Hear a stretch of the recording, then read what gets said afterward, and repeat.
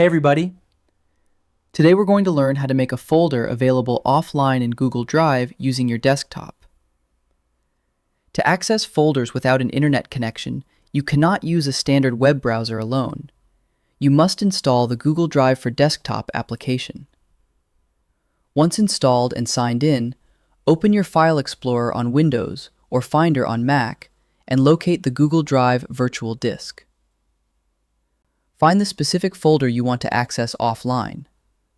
Right-click it to open the context menu. Navigate to Offline Access and select Available Offline. A green checkmark icon will appear next to the folder once the sync is complete. This means the files are now physically stored on your hard drive and will stay updated whenever you reconnect to the web. Be careful with large folders. Selecting Available Offline consumes actual space on your local SSD or hard drive. And that's it.